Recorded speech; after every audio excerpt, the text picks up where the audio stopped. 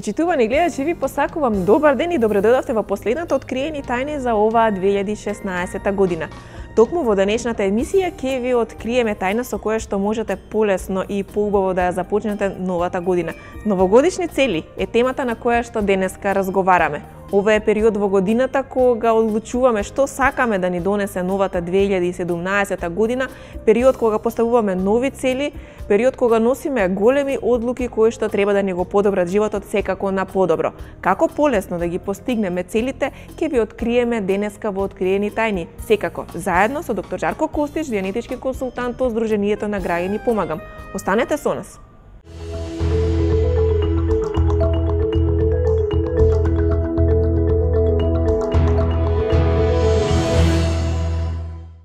Одлично време да поразговараме за новогодишните цели и нивното остварување. Како што веќе најавив, денеска на оваа тема ќе разговараме повторно со доктор Жарко Костич, генетички консултант од Сдруженијето на граѓани Помагам. Жарко, добар ден и добре дојдовте во последната откриени тајни за 2016 година. Добар ден, Сања, добар ден за нашите драги гледачи. Ова е период кога ја испраќаме годината која што поминува, ја пречекуваме новата и секако ги сумираме резултатите од она што сме успеале да оствариме од замислените цели и кои одлуки сме ги донели и како сме успеале да ги реализираме тие цели и одлуки и секако да поставиме нови со кои што нормално ќе ја започнеме новата 2017 година. Верувам дека сите кои што не следат веќе размислуваат што е она што од себе сакаат да направат, што е она што сакаат да постигнат во новата година, па токму поради тоа ете и оваа новогодишна емисија ја посветуваме на оваа тема. Точно така, значи во оваа емисија разговараме на тема одлуки, цели, како да ги донесеме правилните одлуки, како да ги постигнеме целите кои што ги сакаме. И кога разговараме на тема одлуки, затоа што ајде да разговараме на таа тема дека ќе одлучиме, можеби не знам нешто да смениме, ќе одлучиме да го направиме ова или она. Одлуките се многу битни во нашиот живот, преди се поради тоа што кога човекот ќе одлучи нешто, тогаш стварно станува причина. Некогаш донесуваме одлука, ама никако да тргнеме, да оствариме замислената цел или тоа што сме го одлучиле да го направиме. И во оваа емисија сакам да дадам мала насока за сите оние наши гледачи, можеби ќе им помогнеме во која насока и како поправилно да донесат некоја одлука која што ќе ги направи посреќни.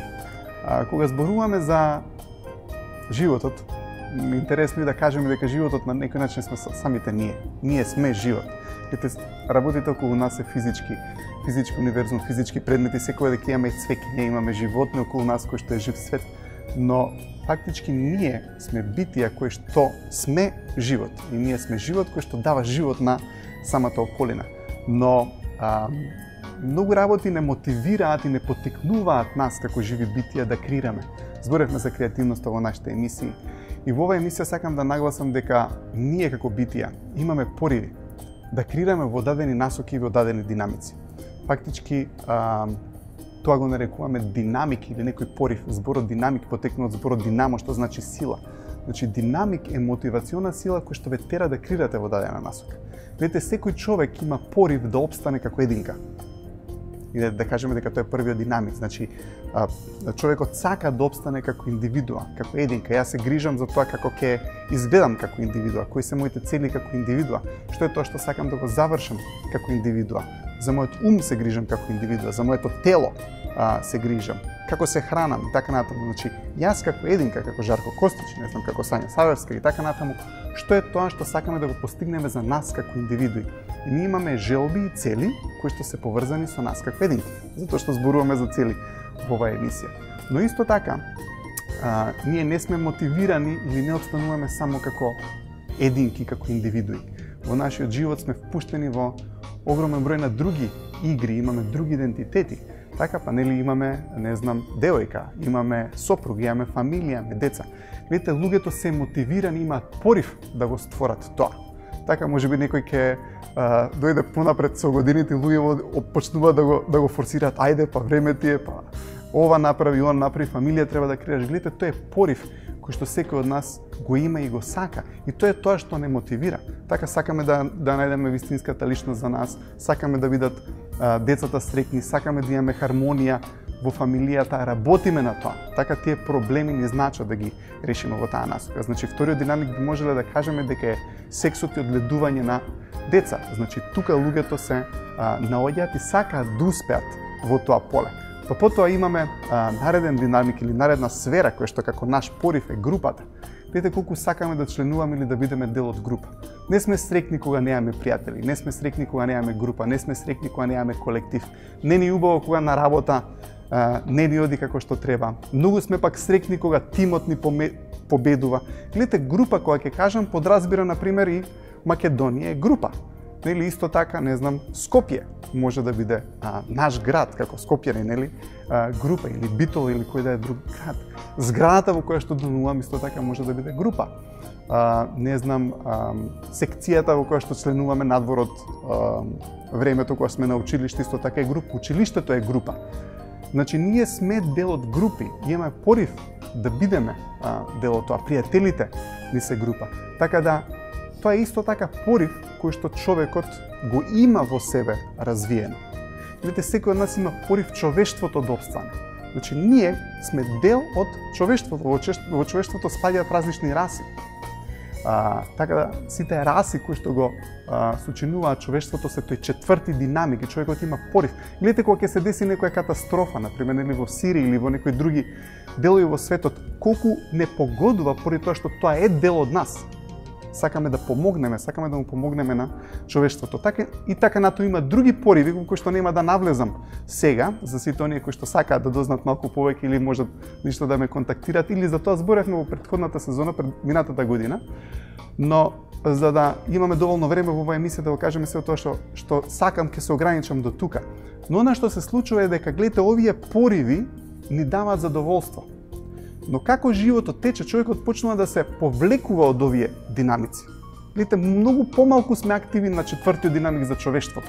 Така можеби некогаш не мислиме за трагедијата или како можеме да помогнеме, не знам, на децата во Африка или во Сирија и така натаму, иако секако дека има многу од нас кои што мислат и работат на тоа, не знам, хуманитарните организации и така натаму. Но исто така можеме да се повлечеме од третиот динамик. Многу често луѓево, знаете, зборат за својата група или работата као да ме кидам таму, ама они и ја. Гледате, они и ја, више ја не припаѓам таму, не сум дел од тоа, него е таа организација од која што може бидам да земам пари. Едноставно не се грижиме за групата, него само се грижиме за нас како индивидуа кој што дел од таа група. Ама не размислуваме за самиот колектив, за самата група. Нели еднаш кога разговаравме за лидерство, рековме дека добриот менаџер не само што се грижи за работниците, него се грижи и за самата фирма, и за самиот колектив, затоа што тоа исто така порив наш. Гледате, ако го нема тоа, или ако не сме честни, ако не сме конструктивни и продуктивни за работното место и да допринесеме за групата, ако ја снемаме таа група, гледате, ќе немаме каде да одиме, каде да членуваме, од каде да добиваме работа и средства материјални. Или пак, не знам, луѓето кои се повлекуваат од третиот динамик, значи од групата, почнуваат да се фокусираат на вториот динамик, на фамилијата и децата. Гледате, тука некогаш луѓето почнуваат да се индивидуализираат дури од тоа. Така, мажот ќе рече на сопругата, твоите деца, гледај што им направи на твоите деца, гледај твоите деца, гледате, више не е и он дел од тимот. И си има повлечено од тоа. И одеднаш на крај човекот почнува да мисли исклучиво за себе, но тука више не е среќен, може да почне да се наштетува и на себе, да почнува, не знам, да навлегува во, да кажеме, некои неконструктивни акции, поврзани дури за сам себе да се предизвикува штета на самиот себе си. Така да она што е интересно е кога човекот донесува одлука во животот, мора да размислува не само на себе како индивидуа, него треба да донесува одлука која што е конструктивна и корисна долж сите овие динамици. Значи, оваа одлука која што ќе ја преземам, дали е добра за мене како индивидуа? Добре, окей. Дали е добра за фамилијата? Дали е добра за колективот? Ајде да не одиме во понатаму за човештвото и така натаму. Гледате, но мораме да размислуваме и кога донесуваме одлуки, да донесуваме одлуки не само да е добро за нас. Поради тоа, кога ќе донесеме таква одлука, ги вртиме останатите динамици контра нас или против нас. И тука настанува конфликт. Ако ја донесам одлука со која што не само што ќе преземам акција која што е добра за мене, него ќе биде добра за децата, ќе биде добра за, не знам, сопругата, ќе биде добра и конструктивна и за моето работно место, тогаш ќе ги усогласам моите динамици кон еден тек. И тука е вистината на донесувањето на убавите одлуки. Како овие динамици, како овие пориви да ги усогласите, да се комбинираат еден со друг, да се ухармонија еден со друг, а не да донесуваме одлуки каде што ќе ги свртеме овие динамици и пориви еден контра друг. Фактички на тој начин, ако почнеме да донесуваме одлуки исклучиво само за нас, тогаш ги вртиме останатите луѓе во играта на животот против нас. А фактички така ја губиме и контролата, затоа ќе почнеме да се бориме со себе. Пример, не знам, некој дете кој што инсистира само оно да добие тоа што сака, ама при тоа не мисли за братчето, за сестрата, за фамилијата, можеби за пријателите, ќе видите дека ќе се најде во ситуација каде што се бори против останатите динамици, и другите луѓе фактички ќе почнат да го игнорираат и да го занемаруваат и да гледаат на негативен начин кон него, поради тоа што ги зима во предбит доброто само за себе, исклучиво за себе, и тогаш настанува проблем. Така да кога човекот донесува одлука, ова е многу интересна, ајде да кажам, не вежба, но начин на размислување, донесете одлуки кои што се битни не само за вас како индивидуа, туку и за останатите ваши пориви, затоа што тоа се наши пориви. Гледате, тоа не се други луѓе, тоа не се тие. Тоа е мој порив да имам јас пријатели. Гледате, мојот порив да имам пријатели, да бидам дел од некоја група е мој порив. И ако јас креирам контра мојата група, тогаш си идам контра мојот порив. Ако правам контра фамилијата, идам контра својот порив. И на тој начин луѓето почнуваат да имаат проблеми кога не почнуваат да пресметуваат врз база, ајде да кажам, на равенката најголемо добро за најголем број од овие динамици. Така да одлука е добра која што креира најголемо добро за најголем број динамици, затоа што на тој начин ќе имаме најголема среќа. Секако дека ќе ја споменеме и тонската скала. Вие зборувате дека донесувањето на одлуки е мощно значајно за човекот, дека сите треба да носат одлуки, да бидат подготвени да ги доносат одлуките, но колку тоа носење на одлуки може да ни помогне да се позиционираме високо на тонската скала. Она што верувам дека сите го сакаат, да бидат во оние високи жолти тонови каде што се е така убаво. Та рековме на самиот почеток дека кога човекот ќе донесе одлука станува причина. Гледате, во колку не одлучите нешто и кога постојано сте на колебање во врска со нештото, тогаш сте ефект. Рековме дека причина е нештото кое што произлегува од нас. Акција сме, активни сме. Сме го зацртале нештото и идеме да го постигнеме. Во колку немаме колебање во врска со било што, тогаш сме како ласери трнати кон нашата цел. Гледате, немате никаква контрамисла. Едноставно тргате и одите кон нештото. Колку повеќе двојба, колебање, сомнежи имаме во врска со нештото, толку повеќе сме статични во нашиот живот или сме ефект. Видите, додека не донесеме одлука да или не, умот е многу интересен механизам и он функционира со да или со не. Значи не функционира со можеби. Значи или треба да одлучи да, или треба да донесе одлука за не. Треба да има доволно податоци за да или доволно податоци за не. И рековме дека во претходното прашање треба едноставно да се подредат така одлуките за да имаме најголемо добро за најголем број од овие динамици. Но она што е битно е човекот да донесе одлука во својот живот. Се додека не донесе одлука, но и може да биде причина или не може да биде нешто. Во нашите претходни емисии секогаш зборевме за трите состојби на постоење, тоа се да бидеш, да правиш и да имаш. Едно нешто кое што ве спречува да бидете е состојбата на колебање. Можеби. А можеби тоа е фактички не знаете дали е да или не. Вака е, па не е вака. Па ќе видите нешто вака и ќе одлучите, ама у наредната ситуација ќе се деси нешто друго и одеднаш ќе почнете да се колебате, ама сакам, не ќам. Треба, не треба и така натаму. Видите, мора да се донесе одлука во животот. И колку повеќе донесуваме одлука, толку повеќе идеме високо по тонската скала на емоции за која што секогаш зборуваме. Кога човекот е постојано на колебање на некој начин е во тоновите на загриженост, на страх и така натаму, цело време е замислен. Знаете, кога не донесуваме одлука, кога цело време сме на можеби во колебање, тогаш постојано ни се вклучува тој негативен дел од умот кој што секогаш го фаќаме во нашите емисии реактивниот ум. И тогаш почнуваме премногу да мислиме. А кога почнуваме да мислиме, едноставно не сме. Не можеме да стапиме во акција и не можеме на крај да го имаме тоа што сакаме да го имаме. Затоа што за да бидеме, мораме да донесеме одлука. Во колку не донесеме одлука, не можеме да бидеме. Рековме дека тонската скала на емоција која видиме повторно, ќе видиме дека имаме жолти тонови кои што се позитивни тонови, така тука се постулати, игри, акции, развеселеност. Така луѓе кои што се на овие тонови не се замислени што ќе бидат, како ќе бидат, немаат двојби во својот живот и затоа се многу среќни. Високо се по тонската скала затоа што немаат никакво колебање.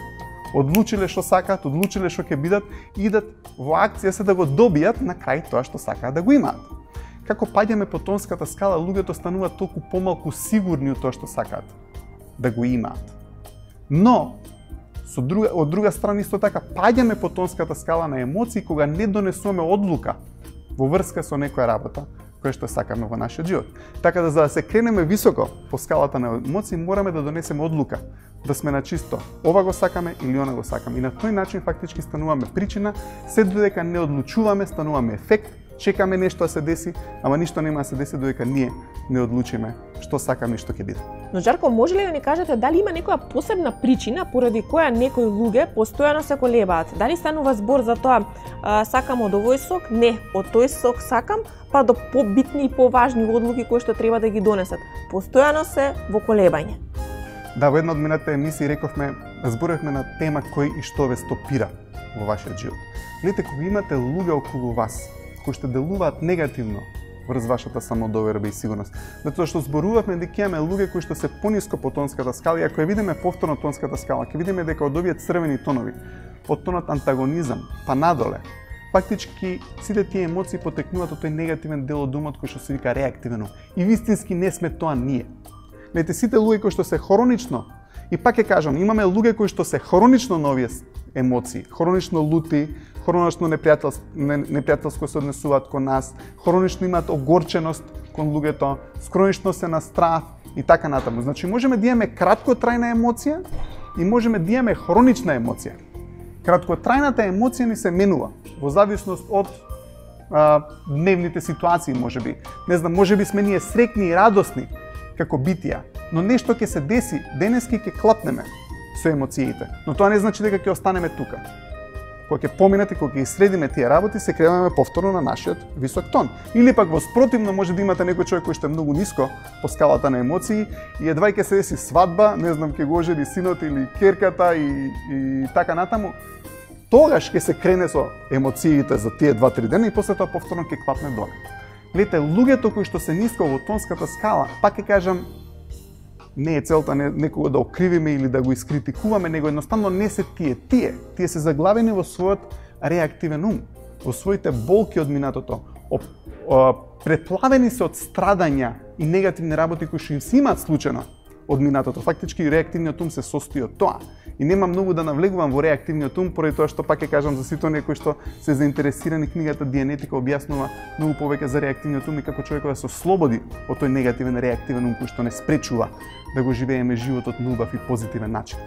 Но некогаш имаме околу нас луѓе кои што се ниско со овие емоции и делуваат негативно врз нас. И делуваат негативно врз нашата сигурност и самодоверба.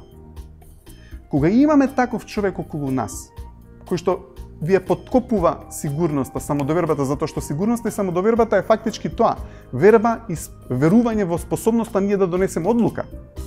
И ако некој постојано ве прави несигурен, постојано ве инвалидизира, ве критикува, ве омаловажува и така натаму, таа сигурност и самодоверба ние ја немаме веќе. И тие луѓе кои што се наоѓаат во нашата близина не прават да сме неодлучни. Затоа што не прават да имаме страв од одлуката и последиците што можеби, не знам, ќе се десат ако ја донесеме таа одлука. Така да, кога многу често, кога имаме такви луѓе околу нас, тогаш стануваме многу несигурни, ја губиме самодовербата и тогаш не можеме да донесеме одлука. И рековме дека многу често им се обраќаме на нив за тие да ни помогнат да одлучиме. Ете, фактички со критиките и со омаловажувањата и негодувањата тие не симнуваат по тонската скала. На некој начин, пак ќе кажам, не ни е целта да ги окривиме, да ги набедиме и така натаму, но факт е дека така делуваат, почнуваат да не намалуваат со нашите емоции и тогаш, така намалени, ние, како битија, почнуваме да зависиме од нив и ни се на некој начин како патерица во животот, секогаш се консултираме со нив која е нашата одлука, дали треба да го направиме ова, дали не треба да го направиме, и тогаш сме заглавени на колебање. Тогаш не можеме да веруваме во сопствените одлуки поради тоа што треба да ги консултираме нив. Сега, ако имате такви луѓе дури и во вашата околина, и можеби вашиот живот зависи од такви луѓе, многу често ќе имаме разочарувања поради тоа што тие луѓе кои што имаат такви луѓе околу нив не се стабилни. Емоциите и расположението им е како клацкалица. Еден ден им е добро, другиот ден им е лошо. Еден ден им е добро, другиот ден им е лошо. Да се надевате дека ќе ги фатите за некоја работа која се чувствува добро, но многу често паѓаат луѓето со емоциите кога има таков негативен човек околу нив, поради тоа што тој негативно влие врз нив и ги спушта, така да не е лесно дури и вие кога имате некој таков човек во вашата близина, поради тоа што едноставно не можете ни на тој човек да се ослоните, поради тоа што не може да донесе одлука.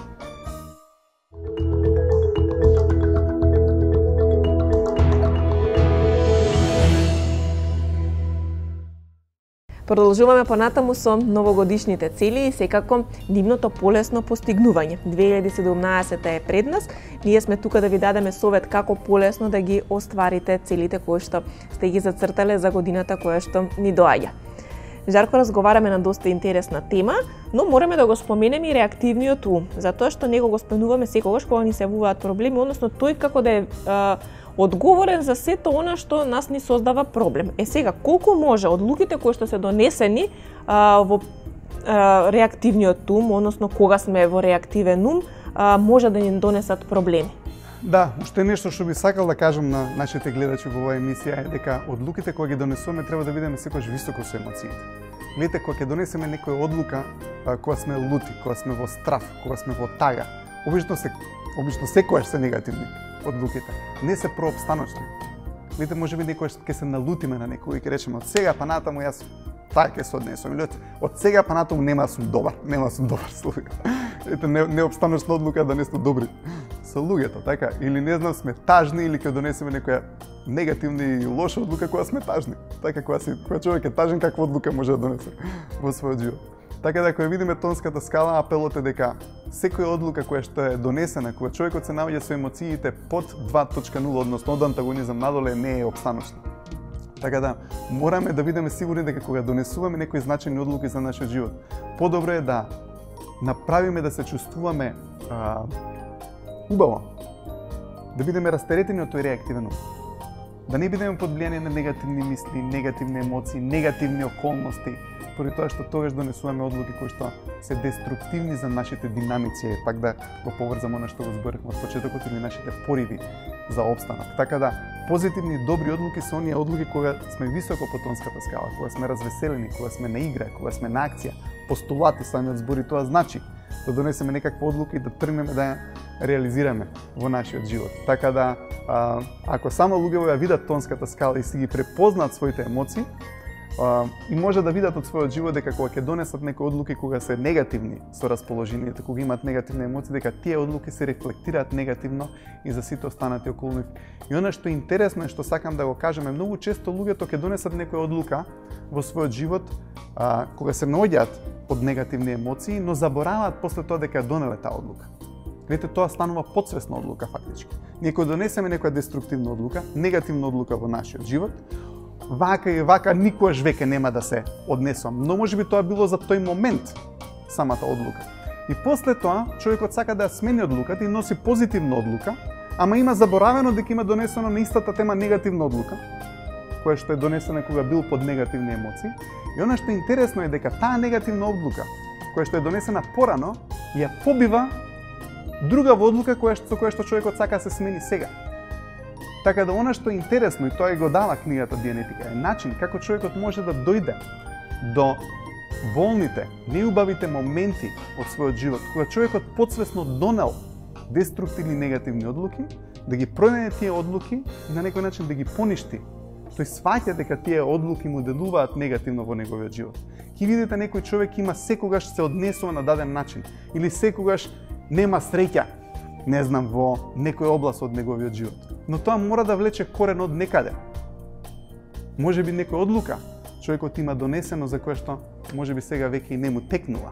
така, можеби што и да е, одлука во врска со љубовта, одлука во врска со работата, одлука во врска со успехот, што и да е. Некогаш, во некој болен, негативен, травматичен момент, човекот заклучил или донел некаква одлука која што од тогаш па натаму му се рефлектира во состојбите или во неговиот живот. И сега сака да ја смени таа одлука, но е тешко поради тоа што новата одлука се бори со претходната или старата одлука.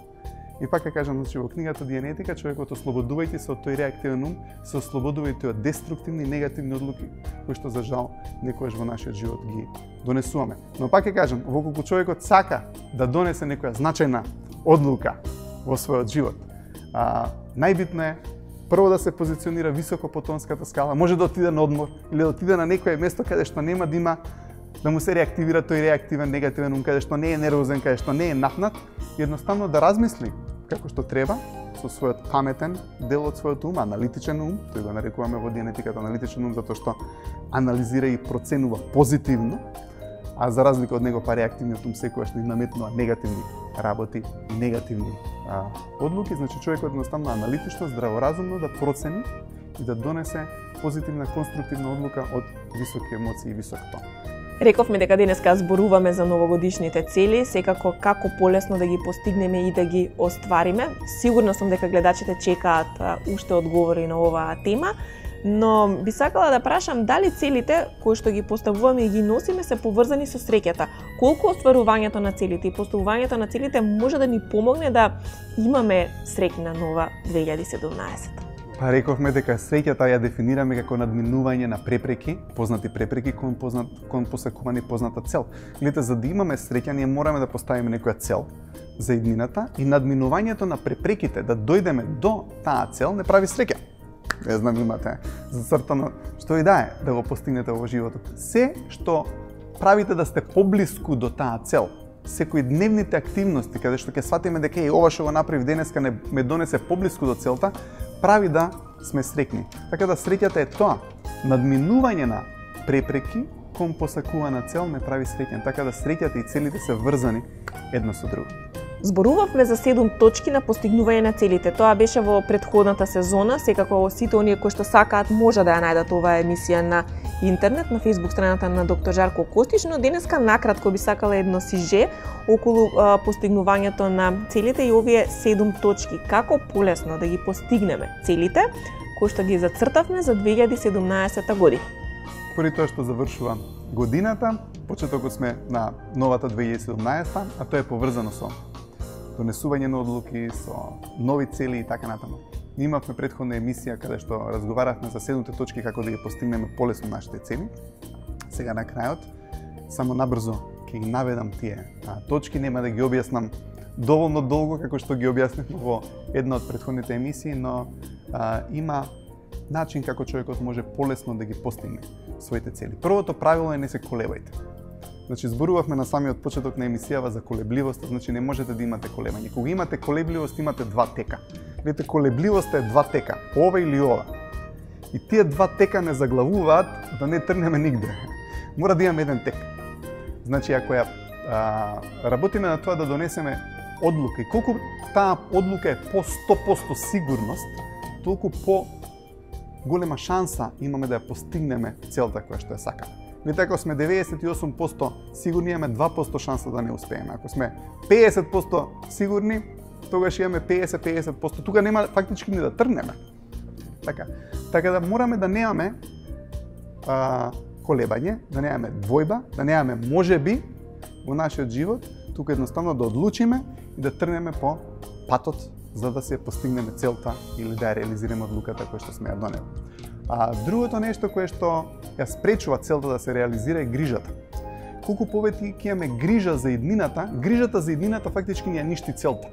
Загриженоста е емоција која што ви прави да покрај тоа што ја замислувате целта како нешто позитивно, што прави загриженоста? Замислувате нешто негативно дека ќе се случи во иднината. Значи пак правите некоја двојна цел. Не можеме тоа да го правиме. Грижата за иднината ни ја ништи целта. Така да имавме вежби во претходните емисии како да се справиме со загриженоста. Воколку ги интересира нашите гледачи, може да ни се обратат директно мене.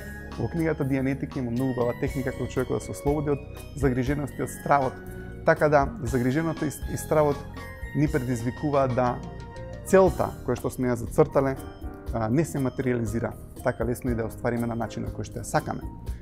Друго нешто што сакам да кажам е за целите, кога ги мислиме, целите треба пак ќе кажам со лесно да ги замислиме, високо на тонската скала, не да ги замислиме сериозно, сега морам ова да го направам, да не биде со многу напор. Тоа не значи без акција. Мораме да имаме акција, ќе спомнам и тоа, ама не да се форсира нешто многу по секоја цена и така натаму. Тоа треба да не се откажеме од целта, но на паметен, интелигентен начин, со високо, со емоциите, а не со ниски емоции, со лутина, со страх, со загриженост, затоа што рековме како паѓаме со емоциите под црвениве тонови надоле, предизвикуваме фактички целта и тоа што сакаме да го постигнеме да ни бега. Ако се позиционираме високо по скалата на емоции, имаме истрајност кон целта, имаме акција, но при тоа немаме грижа, го земеме тоа на не премногу сериозен начин, едноставно ги правиме сите тие работи со лесно и со убаво, тогаш многу полесно ни се материализира целта. Значи тоа беше да нема, значи пак кажуваме, да немаме колебање, да немаме загриженост, дека е лесно тоа да се направи. Значи едноставно одлуката треба на лесен начин да ја донесеме, без многу стрес, без премногу напор, дека мораме тоа да успееме да го направиме, едноставно со леснотија да го замислиме, треба да имаме интерес зошто тоа го правиме. Гледате, зошто сакаме нешто да постигнеме не е многу битно. Кој ефект сакаме да го искрираме? Каква добрина ќе направам со тоа што сакам да го постигнем? Зашто е тоа битно? Ќе ме направи мене среќен, ќе ме направи, не знам, сопругата, децата, на работа, луѓето ќе бидат среќни. Мораме да имаме интерес зошто тоа го правиме, затоа што колку повеќе сме заинтересирани и таа цел не е само за нас, пак ќе кажам, него и за другите луѓе, толку и повеќе имаме мотивација да креираме и да тргнеме да ја оствариме таа цел. Значи, интересот зошто сакаме тоа да го направиме.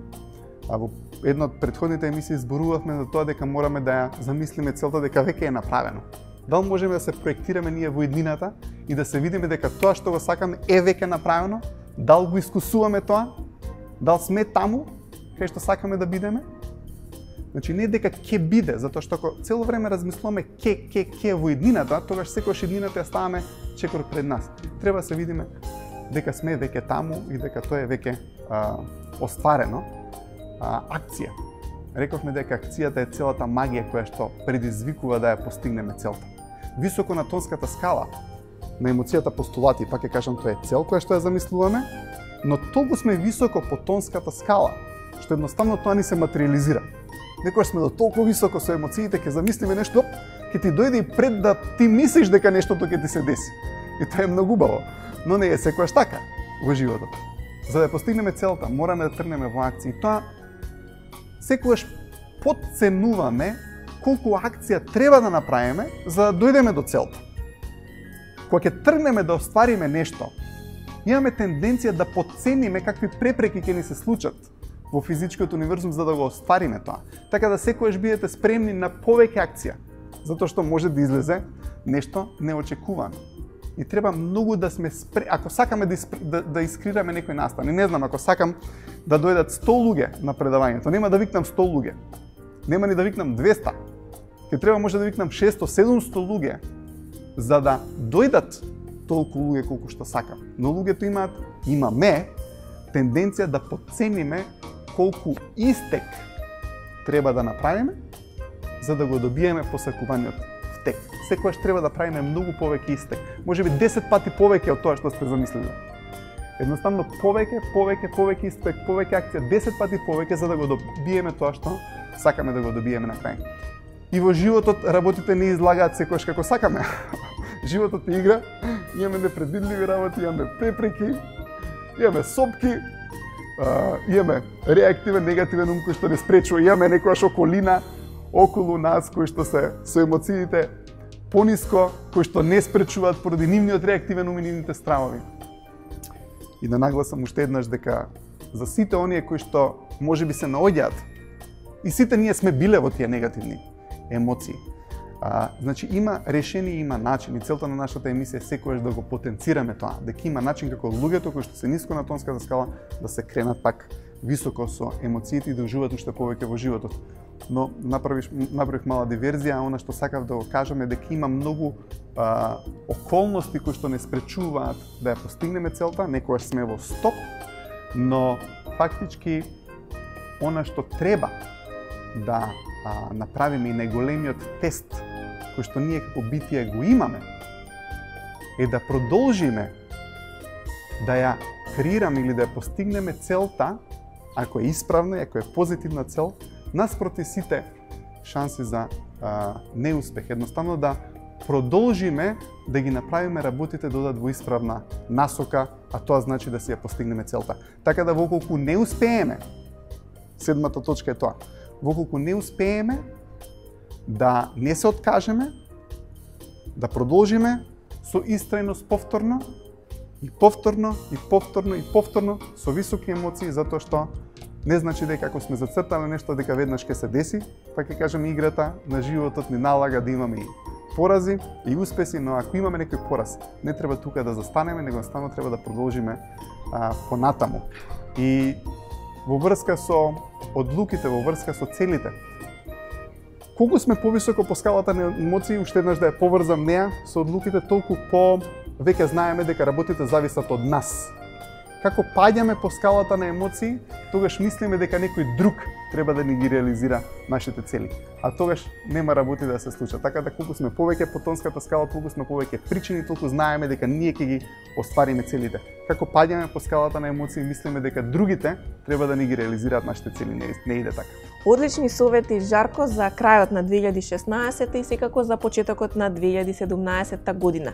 Верувам дека со оваа тема која што денеска ја отворивме, одговорите кои што ги дадовме им помогнавме на гледачите да знаат што е она што треба да го прават и што е она што не треба да го прават за полесно да ги остварат целите с кои што секако ги зацртаа за годината која што доаѓа. А јас верувам дека вие со вашето здружение ќе продолжите и понатаму да им помагате и да им давате одговори на сите оние кои што тоа го сакаат. Ние сме тука повторно секако со откриени тајни, да откриваме уште многу тајни за поуспешен, поубав и посреќен живот, а верувам дека со остварени цели и со зацртани цели гледачите кои што не следат ќе имаат среќна нова 2017. Благодарам Сања на убавите зборови, благодарам до нашите гледачи, за сите оние кои што сакаат да дознаат повеќе во врска со оваа тема или било кои претходни теми, слободно стапете во комуникација со мене, секогаш сум волен да слушам од вас, да ви помогнам со повеќе податоци во колку можам. Ви посакувам оваа наредна година да биде најдобра, да ги остварите сите оние работи кои што сте ги замислили, кои што сте ги зацртале, во колку успееме ние во нашето здружение, јас, да ви помогнеме во тоа, ќе бидеме особено среќни. Имајте убави новогодишни и божични празници.